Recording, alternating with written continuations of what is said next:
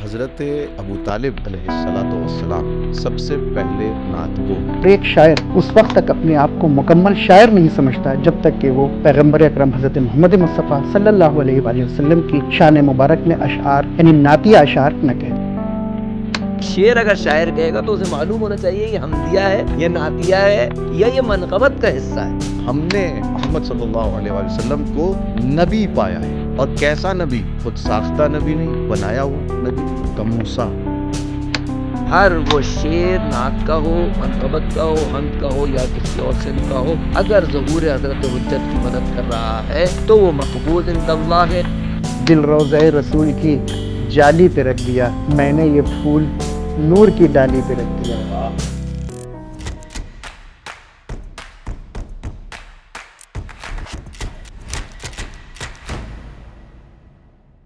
اعوذ باللہ من الشیطان الرجیم، بسم اللہ الرحمن الرحیم۔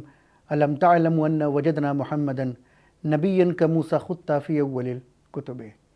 ناظرین، یہ شعر جو میں نے بھی آپ کے سامنے پیش کیا یہ جناب ابو طالب علیہ السلام کا شعر ہے جو آپ نے حضرت محمد مصطفیٰ صلی اللہ علیہ وآلہ وسلم کی شان مبارک میں ادا کیا ہے۔ ناظرین، جیسا کہ آپ جانتے ہیں کہ شعراء نے ہمیشہ سے خدمت دین میں اپنے آپ کو پیش رکھا، آگے رکھا، اور شاعری کے تمام اصناف کے ذریعے سے انہوں نے دین کی خدمت کی، چاہے وہ حمد ہو، چاہے مدح ہو، نعت ہو، منقبت ہو، نوحہ ہو، مرثیہ ہو، ہر طریقے سے انہوں نے اپنے آپ کو آگے کیا اور دین کی خدمت کیا ہے۔ اور ایک شاعر اس وقت تک اپنے آپ کو مکمل شاعر نہیں سمجھتا جب تک کہ وہ پیغمبر اکرم حضرت محمد مصطفیٰ صلی اللہ علیہ وآلہ وسلم کی شان مبارک میں اشعار یعنی نعتیہ اشعار نہ کہہ دے۔ آج کا ہمارا پروگرام بھی انشاءاللہ اسی سلسلے میں ہوگا، اور چلتے ہیں ہم اپنے مہمانوں کی طرف۔ ہم اپنے اسٹوڈیو میں استقبال کرتے ہیں اپنے پہلے مہمان حجت الاسلام والمسلمین مولانا سید یاور عباس زیدی صاحب۔ قبلہ السلام علیکم ورحمۃ اللہ۔ قبلہ استقبال کرتے ہیں آج کے اس پروگرام میں، انشاءاللہ آپ سے استفادہ کریں گے۔ اور ہم چلتے ہیں اپنے دوسرے مہمان حجت الاسلام والمسلمین سید عابد رضا نوشاد صاحب۔ قبلہ السلام علیکم ورحمۃ اللہ وبرکاتہ۔ آپ کا بھی استقبال کرتے ہیں، انشاءاللہ استفادہ کریں گے۔ اور جیسا کہ ابھی میں نے اپنے ناظرین کے سامنے بیان کیا کہ شعراء بھی ہمیشہ سے آگے رہے اسلام کی خدمت کے لیے، اور ہر طریقے سے انہوں نے خدمت کی اپنے تمام اصناف کے ذریعے سے۔ آج جو ہمارا پروگرام ہے وہ نعت پیغمبر اکرم حضرت محمد مصطفیٰ صلی اللہ علیہ وآلہ وسلم کے سلسلے میں ہے۔ اس سے پہلے کہ ہم نعت گوئی کی طرف آئیں اور وہ شعراء جنہوں نے نعت کہی ہیں، پڑھی ہیں، ان کی طرف آئیں، ہم یہ چاہتے ہیں کہ قرآن مجید نے یا اسلام نے خود شعر اور شاعری کے بارے میں کیا فرمایا ہے، کیا نظریہ ہے اسلام کا، شعر کہنا چاہیے نہیں کہنا چاہیے، کس انداز سے کہنا چاہیے، کس اسلوب سے کہنا چاہیے، اگر اس کے بارے میں آپ ہمارے ناظرین کے سامنے بیان کریں۔ بسم اللہ الرحمن الرحیم، الحمدللہ رب العالمین وصلی اللہ علی سیدنا محمد وآلہ الطیبین الطاہرین۔ بہت شکریہ کہ آپ نے یہ موقع فراہم کیا کہ اس سلسلے میں گفتگو کی جا سکے۔ سوال آغاز کے لیے نہایت ضروری اور اہم ہے، اور آپ جانتے ہیں کہ شاعری کی اپنی ایک خاص اہمیت ہے، یعنی ہر کلچر میں، ہر تہذیب میں، ہر زبان میں شاعری ایک اپنی اہمیت رکھتی ہے، اور ہر تہذیب نے اس پر ایک خاص توجہ دی ہے۔ ایک سے ایک شعراء رہے ہیں، اس کی وجہ یہی ہے کہ انسان کی طبیعت اور اس کی روح شعر سے کافی نزدیک ہے، کافی نزدیک وابستہ ہے۔ کہا جاتا ہے کہ جو بات نثر میں کئی صفوں میں شاید کہی جائے اور پھر بھی اس کی وہ تاثیر نہ ہو کہ وہی بات آپ ایک شعر میں یعنی 2 مصروں میں ڈھال کے کہہ دیں اور وہ پیغام عالمگیر ہو جائے، سب تک پہنچ جائے۔ تو شعر کی اہمیت سے کسی کو انکار نہیں ہے۔ اب رہا سوال یہ کہ دین اسلام کا کیا موقف ہے اس سلسلے میں۔ اسلام نے شعر و شاعری کی کلی طور پر یا سرے سے مذمت نہیں کی ہے یا تردید نہیں کی ہے۔ قرآن مجید میں ایک پورا سورہ موجود ہے، سورہ شعراء۔ جی، اس کی آخری آیات میں جو گفتگو ہے وہ نہایت اہم ہے اس بات کو سمجھنے کے لیے کہ اسلام کا موقف کیا ہے شعر اور شاعری کے بارے میں۔ اس میں ارشاد ہوتا ہے، اعوذ باللہ من الشیطان اللعین الرجیم، والشعراء یتبعہم الغاوون الم تر انہم فی کل واد یہیمون وانہم یقولون ما لا یفعلون۔ اللہ، کتنی بڑی بات ہے۔ آپ دیکھیں، کہہ رہے ہیں کہ شعراء، پہلی نظر، پہلی کیٹیگری جو قرآن بتا رہا ہے شعراء کی، وہ یہ ہے کہ شعراء وہ قوم ہے یا وہ سلسلہ ہے، ایسے لوگ ہیں جن کو فریب کھائے ہوئے لوگ یا گمراہ لوگ گمراہ لوگ کہا جا سکتا فالو کرتے ہیں، فالو کرتے ہیں. یعنی شعراء کی پیروی گمراہ لوگ کرتے ہیں. کون لوگ ہیں یہ شعراء؟ کہ یہ لوگ کسی بھی وادی میں گھوم رہے ہوتے ہیں، خیال کی وادی میں چلے گئے تو پھر کوئی حد ہی نہیں ہے کہاں جا رہے ہیں، یعنی حقیقتوں سے اتنا دور ہو جاتے ہیں. کسی بھی وادی میں گھوم رہے ہوتے ہیں، بھٹک رہے ہوتے ہیں. وَأَنَّهُمْ يَقُولُونَ مَا لَا يَفْعَلُونَ، اور وہ کہتے ہیں جو کرتے نہیں ہیں. جو خود نہیں کرتے ہیں ہاں، لیکن یعنی کہتے ہیں. بات کر رہے ہیں مگر عمل ندارت ہے. ایسی بات کہتے ہیں جس پر خود عمل نہیں کرتے یا وہ کام کرتے ہی نہیں ہیں. لیکن یہ ایک کیٹیگری بیان کرنے کے بعد قرآن مجید نے اس سے کچھ لوگوں کو مستثنا کیا، الگ کیا، جدا کیا ہے کچھ لوگوں کو. الگ کیا.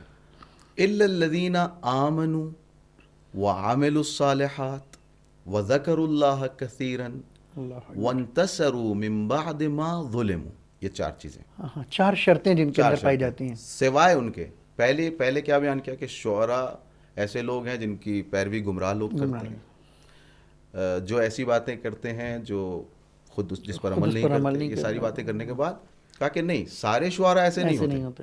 کچھ شعراء ایسے بھی ہوتے ہیں. وہ کیا ہے؟ آمنو، صاحب ایمان ہوتے ہیں، بالکل. وعامل الصالحات، اور نیک اعمال کے حامل بھی ہوتے ہیں. صرف ایمان نہیں، اعمال صالحہ بھی انجام دیتے ہیں. وَذَكَرُوا اللَّهَ كَثِيرًا، اور اللہ کو یاد کرتے ہیں بہت ہی زیادہ، بہت زیادہ، یعنی ہر لمحہ زندگی کے ہر مرحلے میں خدا کو یاد کرتے ہیں. اور چوتھی جو صفت ہے وہ نہایت اہم ہے، اس پر توجہ کی ضرورت ہے. وَانْتَصَرُوا مِن بَعْدِ مَا ظُلِمُوا، اور اس کے بعد کہ ظلم ان پر ہوتا ہے یا مورد ظلم قرار پاتے ہیں وہ یا ان کے قوم یا اطراف میں کہیں بھی. وَانْتَصَرُوا، وہ اپنے اشعار کے ذریعے مقابلہ کرتے ہیں ظلم کا اور انتقام لیتے ہیں ظالم سے اشعار کے ذریعے. تو اس کا مطلب یہ ہے کہ قرآن مجید نے 2 کیٹیگری بیان کر دی. کلی طور پر شعراء کی مذمت نہیں کی ہے، بلکہ ایک خاص کیٹیگری کی جن کی شاعری ہدف سے خالی ہے، جن کی شاعری میں ایسی شاعری ہے جس کی گمراہ لوگ پیروی کرتے ہیں. یہ ساری باتیں پھر کہا کہ نہیں، جو صاحبان ایمان ہیں، صاحبان عمل صالح ہیں، اللہ کو یاد کرنے والے شعراء ہیں، اور پھر وہ شعراء جو ظلم کے مقابلے میں کھڑے ہوئے ہیں. ہاں، ظلم کے مقابلے میں کھڑے ہونا، یہ 4 شرطیں بیان کی ہیں. تب وہ شاعر اسلام کے مورد نظر ہے. وہ جو کہتے ہیں نا کہ منظور نظر، مولا کے منظور نظر شاعر، اگر اس میں یہ 4 صفت پائی جاتی ہے تو ہم کہہ سکتے ہیں کہ ہاں، یہ پھر اصطلاح اس کے لیے درست ہے کہ مولا کے منظور نظر شاعر ہیں، چونکہ مولا وہی چاہتے ہیں جو قرآن چاہتا ہے. جیسے کہ مولانا نے فرمایا اور ظاہر مدلل فرمایا قرآن نے. یہاں شعراء کی 2 قسمیں جہاں کی ہیں تو ظاہر ہے پھر شعر کی خود بخود 2 قسمیں ہو گئی شاعر کے ساتھ ساتھ. لیکن قرآن کا ظاہر اعجاز ہے، آپ اور ہم سب واقف ہیں اس سے. آمنو کے بعد عمل الصالحات کہہ کے کافی تھا. عمل الصالحات کے بعد 2 باتیں الگ سے کرنا، کہ اللہ کا ذکر زیادہ کرنا، اس کے بعد پھر الگ سے یہ کہنا. یہ لفظ جو آپ نے آخر میں جس پر آپ نے بھی توجہ دلائی ہے کہ وَانْتَصَرُوا، یہی ایک وہ پیغام تھا جس کو کہنے کے لیے قرآن نے سارا یہ مقدمہ باندھا ہے. اگر شاعر کا شعر مظلوموں کی حمایت کر رہا ہے، ابھی مظلوموں کی حمایت میں ظاہر تفصیل ہے کہ کس شرط اور شروط کے ساتھ کیسے، لیکن کلیہ قاعدہ قرآن کا کیا ہے، وہ یہی ہے. یہاں سے ہم خود بخود جواز بھی نکال سکتے ہیں محرم میں کہے جانے والے نوعوں کا، محرم میں کہے جانے والے اذا میں امام حسین کی عزاداری اور ان کی اذا کے لیے شعر کا اور شاعری کا بھی یہاں سے بھی خصوصیت سے، کیونکہ کربلا ایک استعارہ ہے ظلم کی مدد کا. تو وَانْتَصَرُوا پہ آ کے قرآن ٹکا ہے. بالکل صحیح فرمایا آپ نے کہ وَانْتَصَرُوا مِن بَعْدِ مَا ظُلِمُوا کا جو پہلو ہے کہ وہ مخالفت ظلم کرتے ہیں، ظالم کی مخالفت کرتے ہیں اور مظلوم کی حمایت و نصرت کرتے ہیں اور مقابلہ کرتے ہیں، حتیٰ انتقام لیتے ہیں. خود امام رضا علیہ الصلاۃ والسلام کی ایک حدیث ہے جو آپ نے دیبل سے فرمائی. دیبل ملاقات کے لیے گئے تو امام نے ان سے کہا یا دیبل، یعنی بڑی اہم حدیث ہے. اگر کسی شاعر اہل بیت علیہ الصلاۃ والسلام کو کی توجہ اس حدیث پر نہیں ہے تو ضروری ہے کہ توجہ کرے، ضروری ہے کہ اس کو یہ حدیث معلوم ہو اور بلکہ حفظ ہو، کیونکہ اس کا کام یہی ہے جو مولا فرما رہے ہیں. اور ڈائریکٹ شعراء سے خطاب ہے، اپنے مکتب کے شعراء سے امام علی رضا علیہ الصلاۃ والسلام خطاب فرما رہے یا دیبل ارسل حسین، اے دیبل امام حسین علیہ الصلاۃ والسلام کا مرثیہ لکھو، شعر لکھو. یعنی اہل بیت کی مرثیہ ہو، مدح ہو، سب کچھ شامل ہو سکتا ہے اس میں. امام حسین کا مرثیہ لکھو. فأنت ناصرنا ومادحنا ما دمت حیا. سبحان اللہ. اس لیے کہ تم ہمارے ناصر ہو، آگے نا وہ انتصار والی بات، تم ہمارے ناصر مددگار ہو، ہمارے مددگار ہو، ہمارے مقابلے میں جو ہے اس کے مقابلے میں تم ہمارے مددگار ہو، ہماری طرف.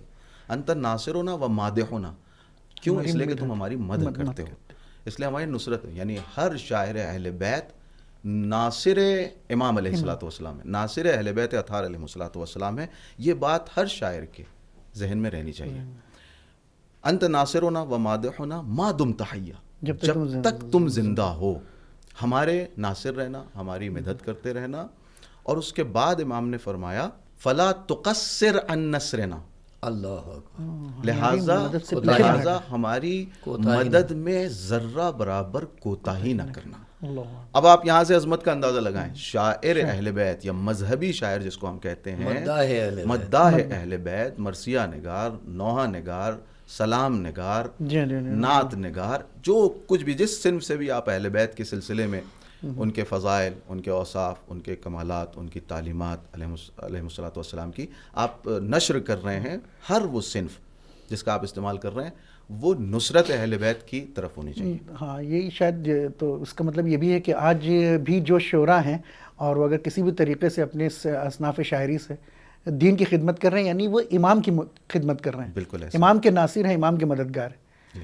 قبلہ اگر یہ دیکھا جائے جو اصناف ہیں جو ابھی گنائی گئی تھی، جو شاعری میں جو چیزیں استعمال کی جاتی ہیں، چاہے وہ حمد ہو، نعت ہو، منقبت ہو، ان میں کوئی فرق ہے آپس میں یا الگ الگ ہیں، جدا ہیں سب؟ جیسا کہ آپ نے مقدمتاً فرمایا تھا نا، واقعاً یعنی جس طرح سے شعر نے خدمت کی ہے ہدایت کے باب میں، تربیت کے باب میں، اور نصرت دین کے باب میں، اور پھر ہمارے بزرگوں نے جس طریقے سے اس پہ توجہ رکھی ہے، خصوصاً شعراء نے توجہ رکھی ہے، خود اصناف کا تقسیم ہونا، یعنی تاکہ جو مطالب ہیں، جو مقاصد ہیں، وہ مخلوط نہ ہو جائیں.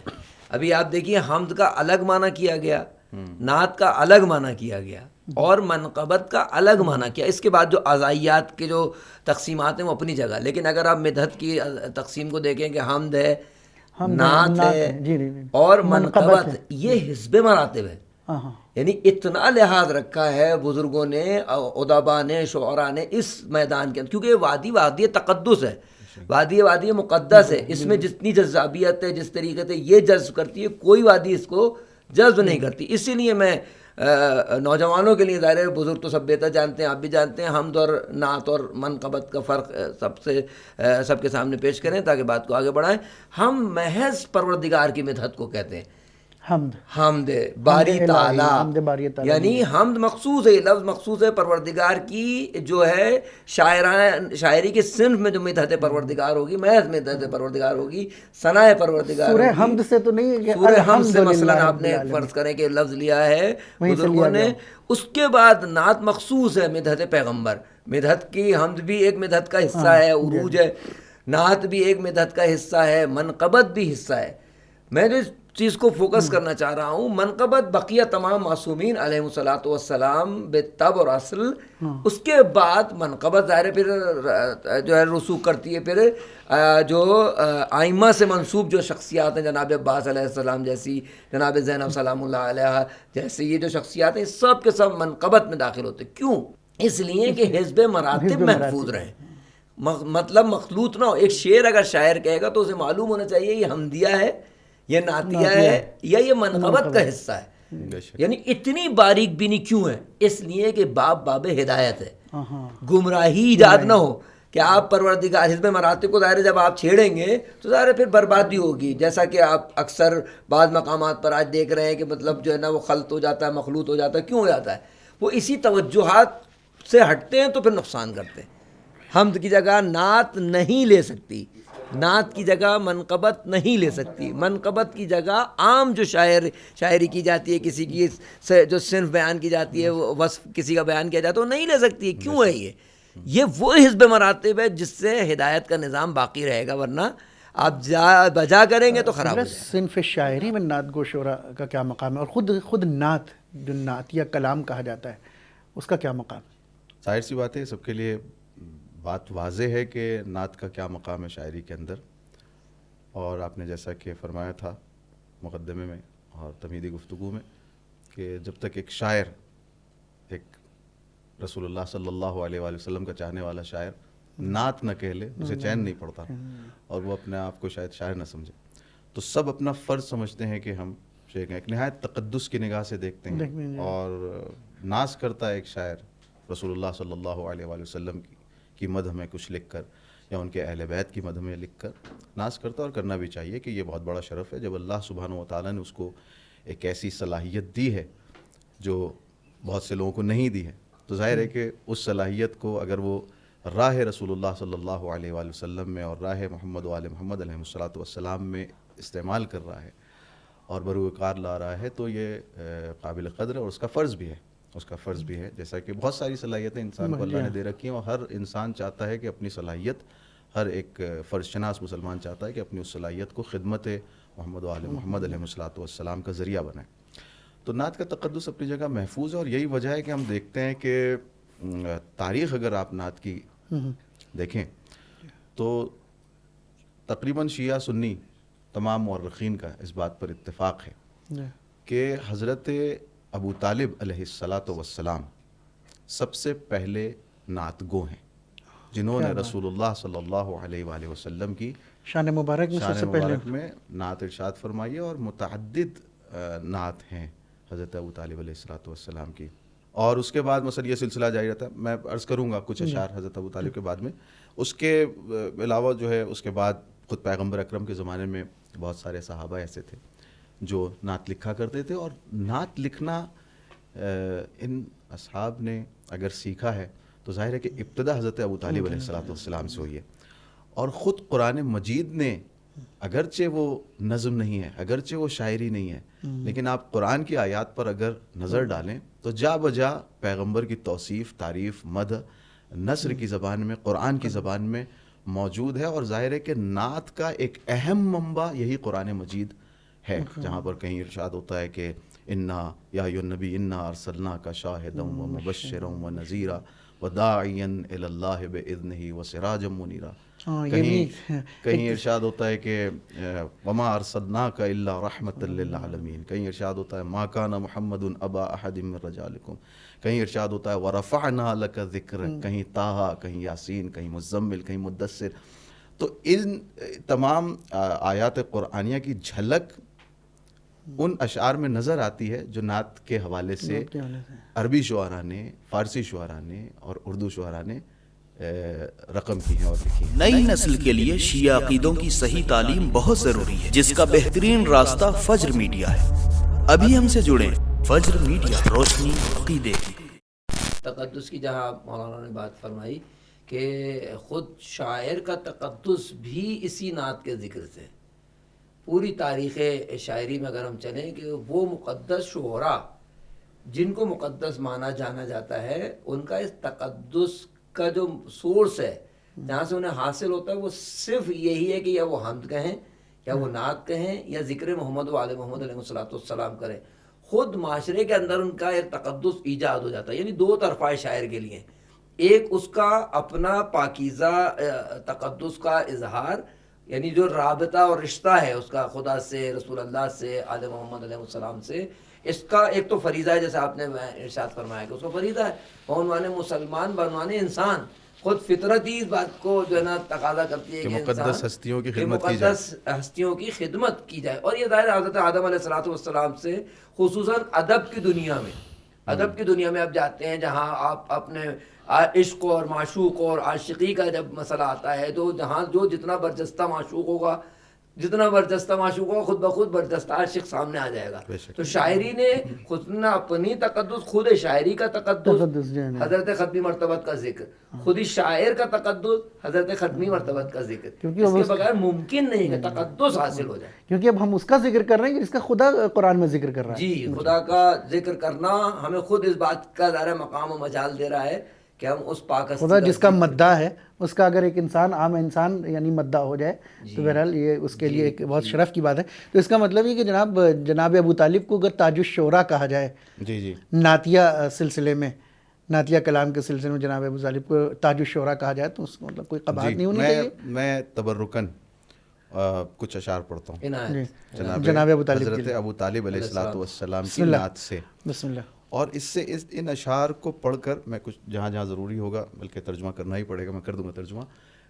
بس اس میں یہ اندازہ لگائیں، ہم سب بھی توجہ کریں اور ناظرین بھی اس بات پر توجہ کریں کہ ان اشعار کی معرفت کی بلندی کس پیمانے پر ہے. یعنی آپ دیکھیں کہ وہ کس معرفت کی اوج پر جا کے حضرت ابو طالب علیہ الصلوۃ والسلام اس زمانے میں پیغمبر اکرم صلی اللہ علیہ وآلہ وسلم کی مدد کر رہے ہیں، کہ جہاں سے حضرت ابو طالب علیہ الصلوۃ والسلام کا ایمان جھلکتا ہے، ان کا اسلام جھلکتا ہے. اگر کسی کو دکھائی نہ دے ان اشعار میں ان کا ایمان اور اسلام، تو واقعاً اس کو اپنی بصیرت پر اور بصارت پر شک کرنا چاہیے اور خود اپنے ایمان میں شک کرنا چاہیے.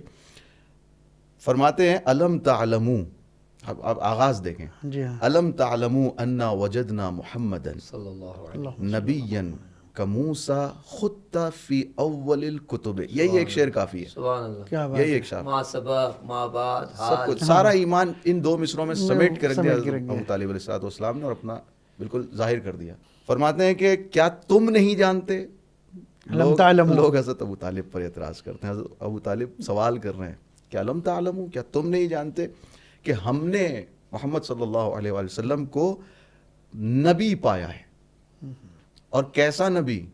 خود ساختہ نبی نہیں، بنایا ہوا نبی نہیں. کموسیٰ، جیسے موسیٰ نبی تھے، جیسے عیسیٰ، جیسا یہ سلسلہ انبیاء ہے ویسے ہم نے نبی پایا ہے محمد مصطفیٰ صلی اللہ علیہ وسلم کو. خط فی اول الکتب، اور یہ بات مدلل ہے، مستند ہے، اور پہلی کتابوں میں، انجیل میں، توریت میں اور دیگر انبیاء کی کتب میں محمد مصطفیٰ صلی اللہ علیہ وآلہ وسلم کا ذکر ملتا ہے. وَأَبْيَضُ يُسْتَسْقَى الْغَمَامُ بِوَجْهِهِ ثِمَالُ الْيَتَامَى عِصْمَةٌ لِلْأَرَامِلِ. وہ روشن چہرے والے ہیں اور ان کے چہرے کے وسیلے سے بادلوں سے بارش مانگی جاتی ہے. آپ توسل کا عقیدہ دیکھیں، وسیلے کا عقیدہ دیکھیں.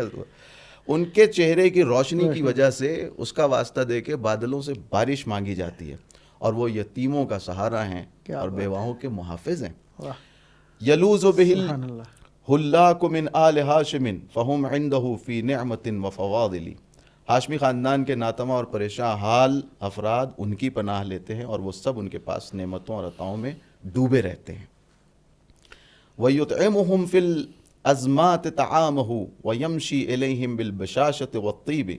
وہ سختیوں اور بھوک کے زمانے میں لوگوں کو کھلاتے ہیں، سخاوت اور اطعام کی، یعنی باقاعدہ ایک نعت ہے جو سلسلے وار ہے. ان کے تقدس، ان کا نبی ہونا یعنی اعتقادی لحاظ سے بھی، پھر اس کے بعد ان کی اخلاقی خصوصیات بھی بیان فرما رہے ہیں، اجتماعی جو ان کے روابط اور تعلقات، خدمت خلق کا پہلو. وَيَمْشِي إِلَيْهِمْ بِالْبَشَاشَةِ وَالطِّيبِ، اور ان کے درمیان خوش اخلاقی اور نرمی اور خوشخوئی سے جو پیغمبر کی صفت تھی اس کے ساتھ وہ جیتے تھے اور رہتے تھے. وَإِنَّكَ لَمَّا وُلِدَتْ أَشْرَقَتِ الْأَرْضُ وَضَاءَتْ بِنُورِكَ الْأُفُقُ. اے محمد مصطفیٰ، جب آپ پیدا ہوئے تو اشرقت الارض، پوری زمین چمک اٹھی اور آپ کے نور سے پورا افق روشن ہو گیا.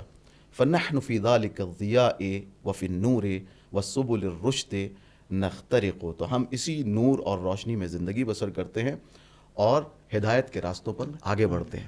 ایک متعدد نعت ہیں حضرت ابو طالب علیہ الصلوۃ والسلام کے پیغمبر اکرم کی شان میں، جن سے واقع ان کا ایمان، ان کا عقیدہ پیغمبر اکرم کی نبوت پر، ان کی اخلاقی خصوصیات، اور وہ سمجھ میں آتا ہے کہ کیوں حضرت ابو طالب علیہ الصلوۃ والسلام نے اس قدر پیغمبر کی حمایت کی، نصرت کی، کہ جب سارا قریش پیغمبر اکرم کو قتل کرنا چاہتا ہے، ساکت کرنا چاہتا ہے، خاموش کرنا چاہتا ہے، شہر بدر کرنا چاہتا ہے، ایک تنہا حامی کون ہے؟ حضرت ابو طالب علیہ الصلوۃ والسلام ہے. نبی کو ڈھونڈتے آئے ادھر سے سارے قریش، نبی کو ڈھونڈتے آئے ادھر سے سارے قریش، ادھر سے صرف محمد کا ایک چچا نکلا.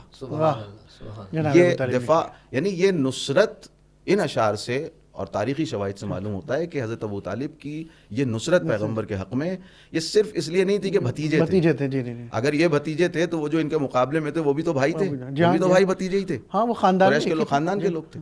تو یہ بھتیجے ہونے کی وجہ سے نہیں، یہ اس ایمان کی بنیاد پر تھے جو پیغمبر کی نبوت پر ان کا ایمان. ایک ادبی قاعدے سے بات کو تھوڑا سا جو اور آگے بڑھاتا ہوں کہ ادبی قاعدہ ہے کہ الکلام و صفت متکلم، یعنی متکلم کو اس کے کلام سے پہچانا جاتا ہے. قبلہ نے جو پورا کلام پیش کیا جناب ابو طالب علیہ الصلوۃ والسلام کا، اس میں جو ایک نقطے کا اضافہ کرنا چاہتا ہوں، علم تعلمو. علم تعلمو جیسا آپ نے بھی اشارہ فرمایا، یعنی کیا ہے؟ یہ احتجاج ہے، یعنی اس جاہل معاشرے کے خلاف احتجاج ہے. اس سکوت کو، اس تاریکی کو چاک کرنا ہے جو نہیں سمجھ پا رہے. تو کس کو نہیں سمجھ پا رہے؟ ابو طالب ایک برجستہ شخصیت ہیں علیہ الصلوۃ والسلام، ان کو زبان زد عام ہیں، وہ سب جانتے ہیں، وہ اپنے آپ کو نہیں پہچانوا رہے. وہ کہہ رہے ہیں علم تعلمو، تم نہیں جانتے، کیا تمہیں اتنا بھی نہیں پتا، تمہیں کیا نہیں معلوم ہے؟ اس کو اگر آپ جوڑیے اسی لفظ سے جہاں سے آپ نے بات شروع کی تھی، وَانْتَصِرُوا مِن بَعْدِ مَا ظُلِمُوا، یعنی قرآن نے جو قاعدہ پیش کیا تھا کہ یہ شعر کے سلسلے سے جو تھا کہ شعر میں بھی نصرت چھپی ہوئی ہے، اسی کا اظہار ہے. قرآن ایک بڑا حصہ قرآن کا جناب ابو طالب علیہ الصلوۃ والسلام کی زندگی کے بعد نازل ہوا ہے. یعنی وہ قرآن کے قواعد، قرآن کی باتیں جناب ابو طالب پہلے سے عمل کرتے ہوئے نظر آ رہے ہیں ان چیزوں پر. پھر یہ جو شعر آپ نے بیان کیا ہے کہ جیسا بھی آپ نے بھی ارسال انبیاء کے قائل ہے کا موسیٰ بتا رہا ہے، بالکل کہ خدا کے قائل ہے کہ کوئی بھیجنے والا ہے، تمام کتب کے قائل ہیں، خطہ فی اول الکتب ہے. یعنی کیا مطلب؟ یہ ساری بات پہلے پیغمبر کی پیشن گوئی کے قائل ہیں. یعنی پرانی جناب عیسیٰ نے جو بشارت دی ہے، جو توریت میں، زبور میں، انجیل میں، ایسی شخصیت کو آپ کیا کہیں گے جس کا ایک شعر بتا رہا ہے کہ وہ مکمل دین کا اظہار کر رہا ہے اور احتجاج کرتا ہوا نظر آ رہا ہے پیغمبر کی نصرت میں، اکیلا پیغمبر کی نصرت میں. تو یہ خود، اور یہ اس سے نعت کی حیثیت بھی سمجھ میں آ جائے گی. نعت وہ نعت جو پیغمبر کی نصرت کرے، اس کے دین، ان کے دین کی نصرت کرے، ان کے مکتب کی نصرت کرے. میرے لحاظ میں حضرت ابو طالب علیہ الصلوۃ والسلام کے ایمان کے اس بات پر گفتگو یہ بعض لوگوں نے مجبور کیا ہے کہ ہم اس بات کریں، ورنہ حضرت ابو طالب کے ایمان کے اس بات کی ضرورت نہیں ہے، بلکہ شاید شان حضرت ابو طالب میں توہین ہو کہ ان کے ایمان کا اس بات کیا جائے اور ثابت کیا جائے اس کو، ہے نا. اس لیے حضرت ابو طالب ہماری نظر میں ان کے ایمان پر نہیں بلکہ ان کی شان و فضیلت پر گفتگو ہونی چاہیے کہ وہ کس مقام پر اور کس درجے پر ہے. اور ایک صاحب کے بقول کہ اگر حضرت ابو طالب کا ایمان تقسیم کر دیا جائے تو کوئی دنیا میں کافر نہ بچے گا. بالکل، واقعی سبحان اللہ. بہت اچھا جملہ تھا، کہا پتھر مارنے والے اور ہیں، نبی کو بچانے والا اور ہے. پتھر کھانے والے اور ہیں، نبی کے بچانے والے اور ہیں جنہوں نے نبی کی خاطر پتھر کھائے. وہ شعراء جنہوں نے ائمہ علیہ الصلوۃ والسلام کے زمانے میں یعنی نعت اور منقبت ان کے سامنے یعنی ائمہ کے حضور میں پیش کی ہے، ان کی کیا جو ہے خدمات رہی؟ ائمہ علیہ الصلوۃ والسلام کے زمانے کو اگر آپ دیکھیں، بعد از ختمی مرتبہ صلی اللہ علیہ وآلہ وسلم، خود امیر المومنین، ایک تو ائمہ کا اپنا کلام موجود ہے نظم کی صورت میں، جس میں جا بجا آپ کو مدحت جو ہے حمد باری تعالیٰ تو ظاہر اول ہوتی ہے جب بھی ائمہ علیہ الصلوۃ والسلام کلام کرتے ہیں، چاہے نظم ہو چاہے نثر ہو. اس کے بعد جب آپ آتے ہیں خود شعراء کے سلسلے سے، تو جو معروف شعراء ہیں، فرزدق ہیں، دئبل ہیں اور ہمیری ہیں غالباً، جو یہ جو شعراء ہیں، اور بھی ان کے علاوہ جو شاعر ہیں، جب آپ دیکھیں قصیدہ جب وہ پڑھتے ہیں، سب سے پہلے جب شعر کا آغاز ہوتا ہے تو سب سے زیادہ وہ اس ہی سے استفادہ کرتے ہیں، نعت مقبول سے. یعنی شعر کے اندر پیغمبر کی مدحت کے بعد سے ائمہ کی مدحت ہوتی ہے. تقریباً اگر آپ جائیں اس کے اندر شعراء کے جو کلام میں، جو ائمہ کے حضور کا زمانہ ہے، اور اس میں بھی کمال جو شعر گوئی ہے، جو جس طریقے سے جس موضوع پہ ہم گفتگو کر رہے ہیں، اس میں وہی برجستہ ہوئے جنہوں نے نصرت کی، وہی اشعار جو ہے نا آج بھی زندہ رہ گئے کہ جنہوں نے نصرت دین کی، یعنی جنہوں نے آیت پر عمل کیا، ائمہ کے زمانے میں برجستہ یہ جو شعراء ہیں، ان سارے شعراء کا کلام آپ اٹھا کے دیکھ لیجئے. پھر باقاعدہ یبن رسول اللہ شعر کے اندر اگر آپ جا کے دیکھیں تو خود ایک خاص استعارہ خود بخود بنتا ہے کہ ان اہل بیت علیہ الصلوۃ والسلام کی نسبت پیغمبر سے دینا خود ایک مزاج نعت ہے، مزاج یعنی نعتیہ مزاج جو عرب کے شعراء کے اندر خصوصاً ان حضرات کے شاعری کے اندر ہمیں ملتا ہے. یعنی اس زمانے میں بھی ایسے شعراء تھے اور ائمہ کی ان کے ساتھ جو ہے تائید بھی رہی. یہ بالکل ایسی ہے، ائمہ نے باقاعدہ اپنا جو ہے ان کو نوازشات سے، جواہرات سے، تبرکات سے نوازا ہے. بار بار چاہے وہ مرثیے کا مسئلہ ہو، چاہے مدحت اہل بیت کا مسئلہ ہو، ان کی تائید فرماتے رہے، تائید فرماتے رہے اور ان کی رہنمائی فرماتے رہے، ان کے اخلاص کی داد دیتے رہے. باقاعدہ جب دیوبند نے کہا ہے کہ مولا یہ جو ہے نا میں نے اس لیے شعر نہیں کہے تھے کہ آپ مجھے یہ نوازشات سے نوازیں، تو مولا نے وہ بھی دیا اور ان کی تائید بھی فرمائی. بہرحال گفتگو کو آگے بڑھاتے ہیں. اب آج کے زمانے اگر ہم دیکھیں تو یہ بر صغیر میں جو شیعہ سنی یعنی شعراء ہیں جو نعت گو شعراء ہیں، ان کے بارے میں بھی اگر آپ لوگ تھوڑا بیان کر دیں کہ کس طریقے سے. میں نے جیسا کہ عرض کیا، قرآن مجید سب سے پہلے مدح بیان کرنے والا ہے. جی ہاں، پھر بالکل حضرت ابو طالب علیہ السلام باقاعدہ شعری صورت میں نعت لکھنے والے ہیں، سب سے پہلے نعت گو. اور عربی سے جب فارسی کی وادی میں یہ سفر آتا ہے، سفر نعت، تو کبھی صائب سامنے آتے ہیں، کبھی حافظ سامنے آتے ہیں، کبھی سعدی سامنے آتے ہیں، کبھی عرفی سامنے آتے ہیں، اور اس طرح کے بہت سارے ایک طویل فہرست فارسی شعراء میں بھی، اور بڑے شاندار اشعار کہیں. اور اس کے بعد فارسی شاعری کے بعد اگر کسی زبان نے نعت کو ایڈاپٹ کیا ہے اور نعت کو پورے خلوص کے ساتھ اپنایا ہے تو وہ اردو ادب ہے. کہ اردو میں واقعی کمال کی شاعریاں ہوئی ہیں. اور میں عرض کروں آپ کی خدمت میں کہ 15ویں 16ویں صدی عیسوی، یا ہم کہیں کہ 9ویں 10ویں 11ویں صدی جو ہے، یہ باقاعدہ نعت کا سراغ ملتا ہے ان صدیوں سے، کہ حمد اور نعت، یا حمد کے بیچ میں نعت، یا کسی اور کلام کے بیچ میں نعتیہ اشعار، ان کا سلسلہ ہمیں ملتا ہے. مثلاً اور اس کا مہد جو ہے وہ دکن ہے، یعنی حیدرآباد دکن. حیدرآباد دکن سے یہ سلسلہ شروع ہوتا ہے جب قطب شاہی حکومت ہے، اور اس دور میں ایک سے ایک شعراء سامنے آتے ہیں. مثلا فخر الدین نظامی یہ شاعر ہیں. اس کے بعد جو ہے خوب محمد چشتی ایک شاعر ہیں جو نعت لکھا کرتے تھے 10ویں صدی ہجری میں. اور 11ویں صدی ہجری میں اگر ہم دیکھیں تو ملا وجہی نام کے ایک شاعر ہیں، ملا نصرتی نام کے ایک شاعر ہیں. یعنی قدیم ان کی زبانی الگ ہے، اور وہ اگر اشعار مل بھی جائیں ہم پڑھیں تو شاید سمجھنے میں مشکل ہو، وہ ایسی زبان تھی. اور اس کے بعد یہ سلسلہ جاری رہتا. اور ایک مکمل صاحب دیوان شاعر اگر کہیں تو وہ ہیں سلطان محمد قطب قلی شاہ. یہ بھی ادھر کے ہیں، محمد قلی قطب شاہ. اگر صاحب دیوان، مکمل صاحب دیوان نعتیہ شاعر اگر کسی کو کہا جا سکتا ہے تو وہ اسی دور کے ہیں، 15ویں 16ویں صدی کے محمد قلی قطب شاہ، کہ انہوں نے باقاعدہ ایک دیوان مرتب کیا. اتنے اشعار کہہ کہ وہ دیوان بن گیا. اور یہ کون ہے؟ یہ ایک شیعہ سلطان ہے، بادشاہ ہیں، بادشاہ بھی ہیں اور شاعر بھی، بہترین شاعر بھی ہیں. تو آپ دیکھیں کہ کب ہمارے یہاں نعت کا سلسلہ ہے، اور وہ سلسلہ پھر باقی رہتا ہے.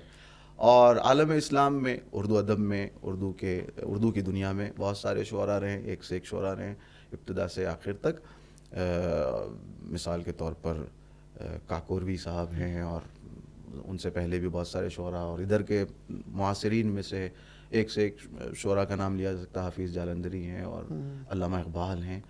اور ہماری طرف اگر آئیں، اہل تشیع کے نعت گو شعراء جو ہیں وہ ان میں آپ بڑے بڑے نام ہیں، میر تقی میر، میر انیس، مرزا دبیر، پھر اور نیچے آئے تو جگر مراد آبادی، اکبر الہ آبادی، اس طرح کے لوگ. پھر اور معاصرین میں دیکھیں تو محسن نقوی اور علامہ جوادی. علماء کے درمیان بھی ہمارے ہاں ایک سے ایک شعراء رہے ہیں جو اہل بیت کی خدمت کیا کرتے تھے اپنے اشعار کے ذریعے بھی، اور اس میں ایک سے ایک نام لیے جا سکتے ہیں. تو یہ سلسلہ ہمارے ہاں مسلسل ہے. اور پھر جدید شعراء بھی ایک سے علماء میں تو خصوصاً اگر آپ علماء کا رجحان ادب دیکھیں گے تو یہ بھی ایک بہت معروف بات ہے حوضات میں. یعنی چاہے وہ نجف ہو، چاہے وہ قوم ہو، کہ خود ایک ادیب جو عالم ہوتا ہے وہ یقیناً شاعر ہوتا ہے، اور اس نے باقاعدہ کلام کہا ہوتا ہے. جیسے مولانا فرما رہے تھے، خود دیوادی صاحب کا ایک اچھا خاصا مجموعہ موجود ہے شاعری کا. علامہ طارق جوہری صاحب کا بھی بعض منظوم کلام مل جاتا ہے، کیونکہ یہ لوگ ادیب تھے تو ظاہر انہوں نے پھر منظوم کی طرف ضرور آیا. پھر نعتیں بھی ان کی موجود ہیں. بالکل. اس وقت بھی ہمارے خود حوضہ علمیہ نجف میں بھی بہت اچھے جو علماء ہیں وہ اچھی شاعری کر رہے ہیں. خود قوم کے اندر بہت اس وقت جو ہے نا کئی سالوں سے بہت بہتری آ گئی ہے، بہت پختگی آ گئی ہے. ایک بڑی تعداد جو ہے علماء کی، طلباء کی شاعری، خود قبلہ مولانا نوشاد صاحب ہمارے ایک برجستہ قوم کے شعراء ابھی میں سے، سنیں گے ان سے بھی ابھی اشعار انشاءاللہ سنیں ان سے گے، بھی جی سنیں گے. تو کیوں وجہ وہی ہے، وجہ یہ ہے کہ کیا کرے شاعر، اگر شعر کہے تو پھر سب سے پہلے کس کے لیے کہے. ہاں تو جب وہ یہ مزاج آتا ہے اس کا، اگر وہ خود سے شعر کہتا ہے تو ظاہر وہ سب سے پہلے قلم اٹھائے گا تو سرکار ختمی مرتبہ کے لیے اٹھائے گا، پھر اس کے بعد ان کی آل کے لیے اٹھائے گا. یہ شاعری تو ہدف بھی ہے ظاہر، وسیلہ بھی ہے. اور علماء میں ہم چاہیں گے بھی وہ شعر بھی 2-4 ایسے سنیں جس میں نصرت الہی بہت زیادہ جھلکتی ہو.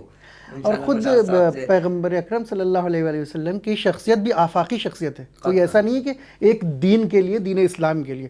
تو ہمیں ایسے بھی شعراء ملتے ہیں کہ جو غیر مسلم ہیں لیکن ان کی عقیدت ہے پیغمبر کے ساتھ، اور ان کے لیے بھی انہوں نے اشعار کہے. وہ ہیں ضرور یعنی غیر مسلم لیکن جی یہ رسول اللہ صلی اللہ علیہ وسلم کی شخصیت کی جاذبیت ہے، کشش ہے کہ نہ صرف مسلمان شعراء بلکہ غیر مسلم شعراء نے بھی آپ کے باب میں اس سے پہلے کہ غیر مسلم شعراء کا ذکر کروں، میں چاہتا ہوں کہ کچھ شعراء کے جو مکتب اہل بیت سے، مذہب اہل بیت سے تعلق رکھتے ہیں، ان کے اشعار کچھ میں پیش کروں اگر اجازت دوں، تاکہ ایک نعتیہ رنگ بھی اس بالکل. مثلا میر تقی میر سے میں اگر شروع کرنا چاہوں تو فرماتے ہیں، جلوہ نہیں ہے نظم میں حسن قبول کا، جلوہ نہیں ہے نظم میں حسن قبول کا، دیواں میں شعر گر نہیں نعت رسول کا. بالکل یعنی کچھ بھی نہیں ہے، سچی بات جس کی ہم ابھی تک گفتگو کر رہے ہیں، انہوں نے 2 مصروں میں بات کی. حق کی طلب ہے کچھ تو محمد پرست ہو، حق کی طلب ہے کچھ تو محمد پرست ہو، ایسا وسیلہ ہے یہ خدا کے وصول کا.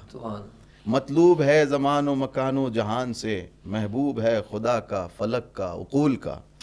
آج جس کو دیکھیے شیعہ عقیدوں کو ٹارگٹ کر رہا ہے، جوانوں اور بچوں کو بہکایا جا رہا ہے اور شیعوں کو کافر بتایا جا رہا ہے، جبکہ شیعہ ہی اسلام کی سچی تصویر ہیں جو رسول اور آل رسول علیہ السلام کے نقش قدم پر چلتے ہیں. فجر میڈیا نے یہ ذمہ داری محسوس کی ہے کہ شیعہ عقائد کی حفاظت کی جائے. فجر میڈیا، روشنی عقیدے کی. یا بعض ان کے مسدس ہیں نعت میں بھی اس کے ایک دو میں میر تقی میر کیا فرماتے ہیں، کیا سیاہ کاری نے منہ کالا کیا، بات کرنے کا نہیں کچھ منہ رہا، رحم کر خاک مذلت سے اٹھا، میرے عفو جرم کی تخصیص کیا، رحمت للعالمین یا رسول، ہم شفیع المذنبین یا رسول. یہ 2 فارسی لہجے کے بند ہیں. دہر زیر سایہ لطف عمیم، خلق سب وابستہ خلق عظیم، تجھ سے جویائے کرم عاصم اسیم، سخت حاجت مند ہیں ہم تو کریم، رحمت للعالمین یا رسول، ہم شفیع المذنبین یا رسول، ہم شفیع المذنبین یا رسول. ہو رہے ہیں ہم جو دوزخ کے حطب، سر پہ یہ اعمال لائے ہیں غضب، رکھتے ہیں چشم عنایت تجھ سے سب، تجھ سوا کس سے کہیں احوال اب، رحمت للعالمین یا رسول، ہم شفیع المذنبین. یہ سلسلہ ہے بہت عمدہ ہے. میر انیس بھی انہوں نے تو آزمائی کی، اور ایک سے ایک کیا میر انیس کا تو کیا ہی کہنا. سبحان اللہ. کہا جاتا ہے کہ مثلا سب کا بالاتفاق کہنا ہے کہ میر انیس نہ ہو تو اردو ادب کا دامن تو ہی ہو جائے، خالی ہو جائے دامن ادبی گوہر سے.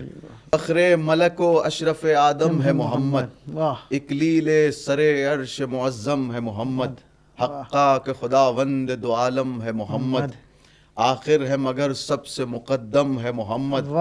ایسا کوئی محرم نہیں اسرار عہد کا، حال اس سے ہے پوشیدہ ازل کا نہ ابد کا، یا حال اس سے ہے پوشیدہ ازل کا نہ ابد کا.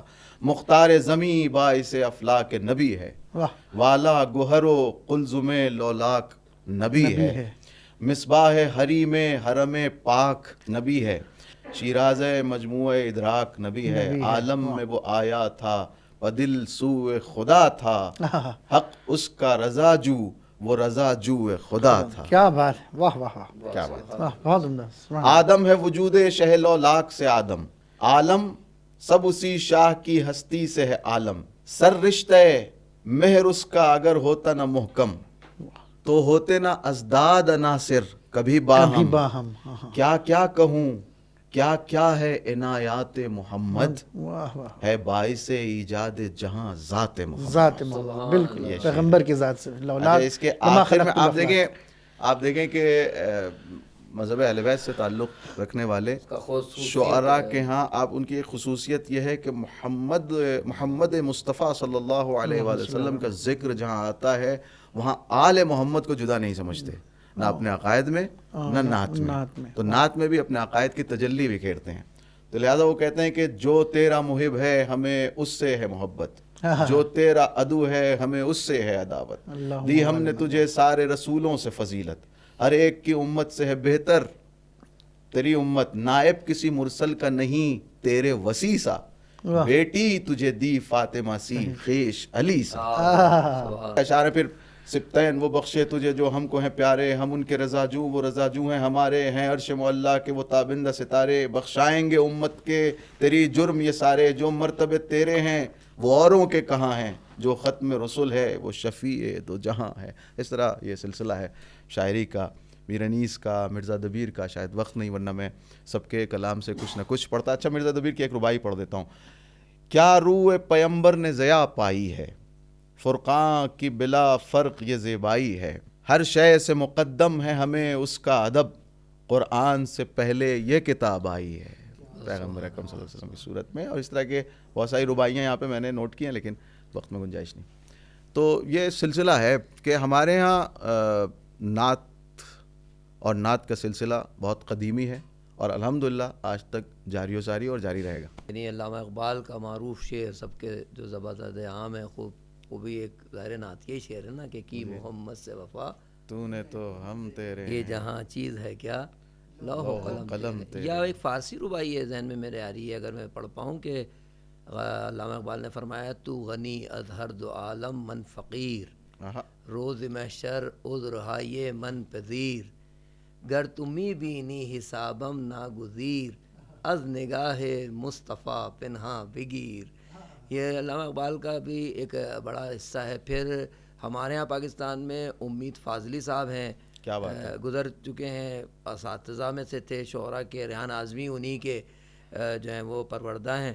ان کا بھی ایک شعر مجھے یاد آ رہا ہے رحلت پیغمبر کے بعد کا، لیکن وہ بہت اچھا ایک رخ ہے کہ خاک جب اس پہ کرے نوری کا مدفن ہو گئی، خاک جب اس پہ کرے نوری کا مدفن ہو گئی، ساری دنیا کی زمین اندر سے روشن ہو گئی. واہ واہ واہ. محمد فاضلی کا شعر ہے. یعنی شعراء یعنی چاہے وہ اہل سنت ہوں چاہے وہ شیعہ شعراء بہت اہتمام کرتے ہیں نعت کے لیے.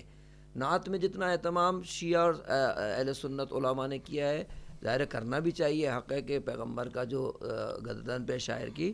لیکن اگر آپ اس زاویے سے بھی دیکھیں کہ خصوصیات جو ہے نا، اگر یہ بغیر تعصب کے بات کر رہے ہیں، آپ بھی اس پہ روشنی ڈالیے گا، آپ بھی ڈالیے گا کہ شیعہ شاعر جو ہوتا ہے اس کی جو نعت کی خصوصیات ہوتی ہیں، خدا نہ خواستہ کو تعصب نہیں ہے، خدا نہ خواستہ کسی اور زاویے سے بات نہیں کر رہے ہیں ہم، لیکن دیکھیں پرکھیں اس کلام کو کہ ایک کلام جو کہا جاتا ہے ظاہر اس کی بازگشت ظاہر وہ نہیں اعتقادات کی طرف جاتی ہیں، اسی فکر کی طرف جاتی ہے، کیونکہ شعر آئینہ ہوتا ہے شاعر کا.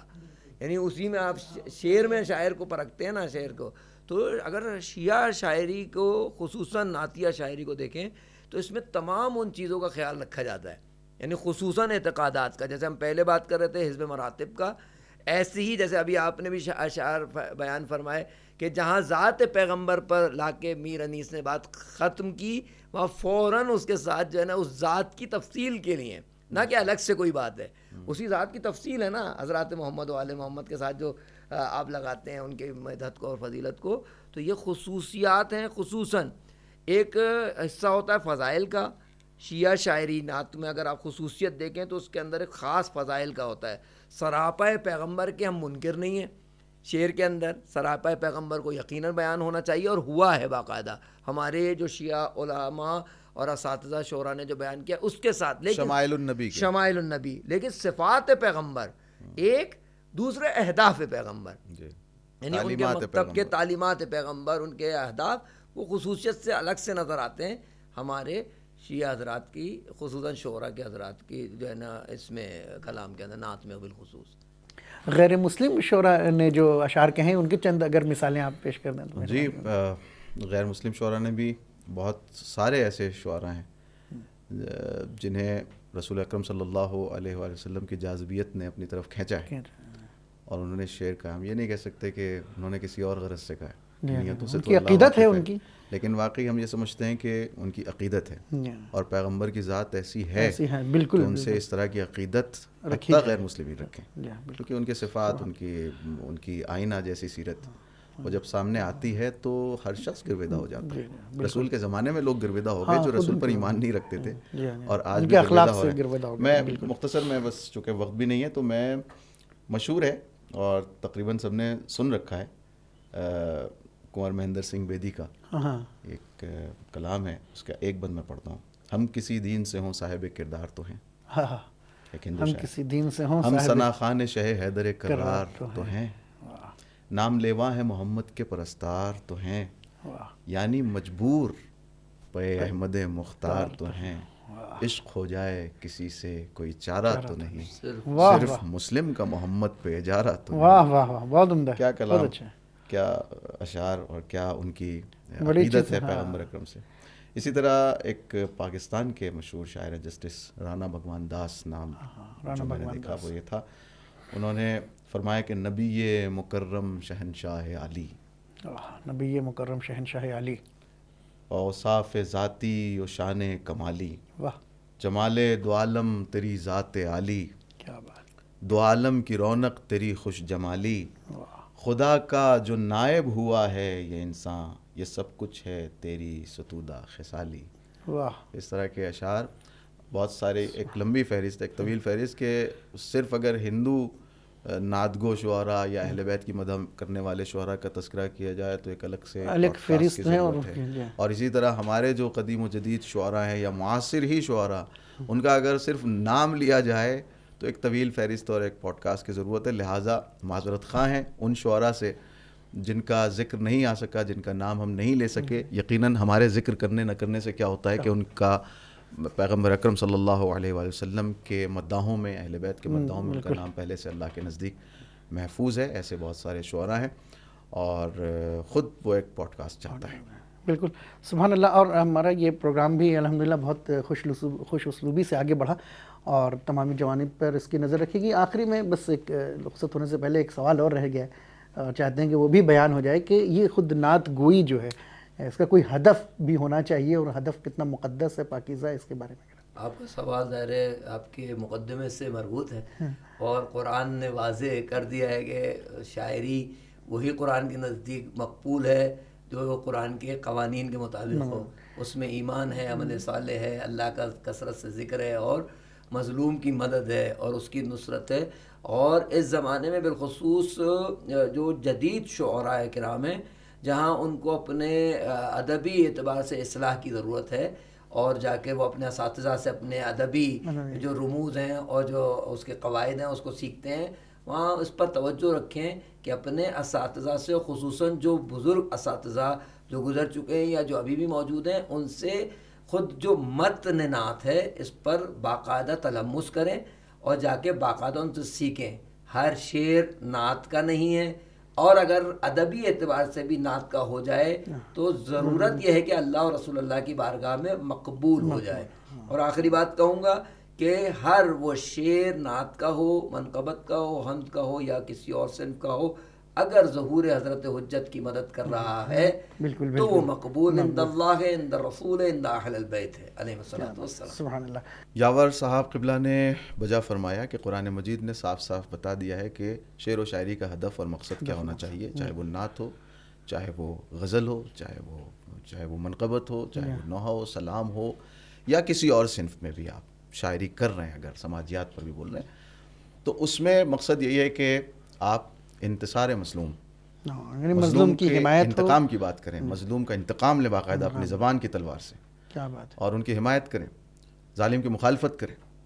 اور آج کے زمانے میں تو اس بات کو اچھی طرح سمجھنے کی ضرورت ہے, بلکہ ہر زمانے میں ایسا ہی رہی ہے, لیکن آج تو ہم جو دیکھ رہے ہیں اس کے مطابق اس بات کی اہمیت کا اندازہ ہو رہا ہے کہ ہم کیا کر سکتے ہیں مظلوم کی حمایت کے لیے, ہم کیا کر سکتے ہیں آج کا جو سب سے قبیح اور سفاک ظالم ہے اس کے خلاف ہم کیا کر سکتے ہیں بحیثیت شاعر.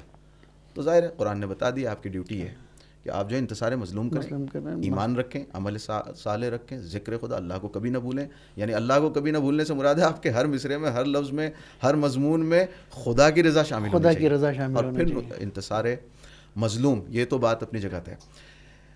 علامہ تقی الحیدری صاحب ہندوستان کے ایک بڑے عالم دین، علامہ جوادی کے ہم عصر کہا جا سکتا ہے. ان کا بڑا پیارا جملہ ہے، بہت ہی خوبصورت جملہ ہے. وہ کہتے ہیں شعراء کا کام ترویج عقیدہ ہے، تاسیس عقیدہ نہیں ہے. بالکل بالکل، اس بات پر بہت توجہ کی ضرورت ہے. یعنی آپ جو عقائد قرآن نے، احادیث نے، سیرت معصومین نے، اسلام نے، دین نے ہمیں دیے ہیں، جو عقائد، ان کی ہمیں ترویج کرنی ہے، اپنی طرف سے عقیدے بنانے نہیں ہیں. یہ بہت توجہ کی بات ہے، بڑی گہری بات انہوں نے کہہ دی ہے، جس پر توجہ کی ضرورت ہے. دوسرے یہ کہ مذہبی شاعری، ایک اور بات ایڈ کر دوں یہیں پر، مذہبی شاعری دو لفظوں پر مشتمل ہے، ایک مذہب اور ایک شاعری. تو مذہبی شاعری کرنے کا اگر کسی کو شوق ہے تو اچھی بات ہے، لیکن اس کا تقاضا یہ ہے کہ آپ ان دو لفظوں پر توجہ کر لیں، مذہب اور شاعری. یعنی آپ کے پاس مذہب کا اس قدر علم ہونا چاہیے کہ آپ جب شاعری فرمائیں تو اس میں کوئی خلاف مذہب بات نہ کر جائیں. بالکل بالکل بالکل. اور شاعری یعنی کیا؟ صرف مذہب کا علم ضروری نہیں شاعری کے لیے، شاعری کے فن سے بھی واقف اصول وغیرہ، شاعری کے فن سے بھی واقف ہوں، اساتذہ سے اصلاح لیتے رہیں، تاکہ آپ جب مذہبی شاعری کریں تو اس کا ایک مقام ہو اہل نظر کے درمیان. یہ بہت ضروری ہے تاکہ بات ہلکی نہ جائے. مذہبی شاعری ہلکی نہ ہو دوسری اصناف کے مقابلے میں، یہ توجہ کی ضرورت ہے. یعنی اساتذہ، یہ استادی شاگردی کا جو سلسلہ ہے وہ قائم و دائم رہنا چاہیے. اور اس سے پہلے کہ ہم اجازت لیں، ہم چاہیں گے کہ ہمارے مہمان جو ہے وہ خود بھی اپنے کلام سنائیں، اور میں اس شعر کے ساتھ جو ہے وہ دعوت دوں گا کہ دل روضہ رسول کی جالی پہ رکھ دیا، میں نے یہ پھول نور کی ڈالی پہ رکھ دیا. اپنا وجود، اپنا عدم، اپنی عاقبت، میں نے تو سب مدینے کے والی پہ رکھ دیا. اب میں چاہوں گا کہ حجت الاسلام مولانا یاور عباس صاحب ایک کلام جو ہے وہ نعتیہ کلام ہمارے ویورز کے سامنے. آپ کا شکر گزار ہوں کہ آپ نے موقع دیا کہ میں بھی جو ہے نا سرکار کی کوئی نعت پیش کروں. میں اپنے استاد سبت جعفر زیدی کو شامل کرتا ہوں اس میں، اسی بزم میں، اور ان کا کلام آپ کی خدمت میں معروف نعت ہے، دعائیہ نعت ہے. میں بسم اللہ بسم اللہ. کون کہتا ہے مجھے شان سکندر دے دے، میرے معبود مجھے فقر ابو ذر دے دے. عشق جو تو نے اویسے قرنی کو بخشا، ہو جو ممکن تو مجھے اس سے فزوں تر دے دے. تاجور بھی میرے قدموں میں سعادت ڈھونڈیں، زینت سر کو جو نعلین پیمبر، جن کو سرکار نے بخشا شرف گویاگی، جن کو سرکار نے بخشا شرف